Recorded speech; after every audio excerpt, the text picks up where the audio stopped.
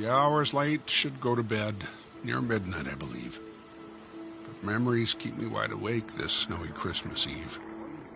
Yes, memories of my kids moved on. Each has their separate life. And how the holidays have changed since angels took my wife. The toys, the food, the Christmas cheer, my wife would bear the load. 'Cause I work most holidays, state trooper on the road. Just sitting in my easy chair, so many years retired, I reminisce of times gone by and all that has transpired. Of all the many happenings that seem to come to light, a multitude of them occurred right on this very night. A drunken woman in a wreck who died on Christmas Eve leaves memories of a tragic case most people can't believe. I had to drive to where she lived to tell her next of kin. Found the rundown mobile home she had been living in.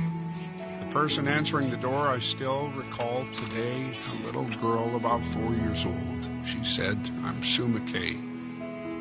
I asked her if her dad was home and felt the longest pause. She said, "My daddy ran away. You must be Santa Claus. My mommy said you'd come tonight if I just stayed in bed and bring a pretty doll for me. It's what my mommy said." Broke the rules that Christmas Eve, did not call child's care. I merely put her in a room, and that I couldn't bear. I picked her up, took her home. My wife tucked her in bed, wrapped a pretty doll for her, just like Mommy said.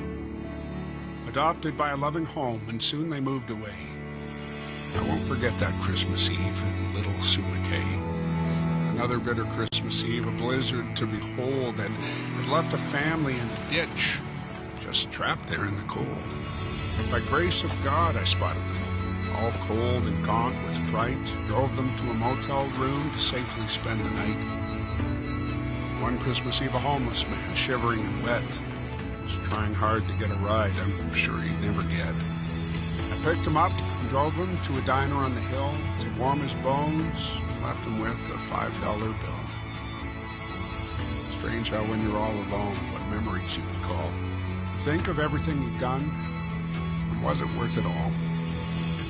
Think about my God, my job, my children, and my wife. Would I do it all the same? Could I relive my life? Then comes a knock upon my door. This late, who could it be? A neighbor, or has Santa Claus come to visit me? The figure standing in the cold gives me a sudden fright. A trooper with that solemn look. Dear God, who's died tonight? Flashing back to bygone years, how I'd often stood on someone's porch to bring them news, and it was never good. Is this how life gets back at me for misery I've induced? Or pain I've caused some other folks has now come home to roost? But looking in the trooper's eyes, my mind is in a whirl.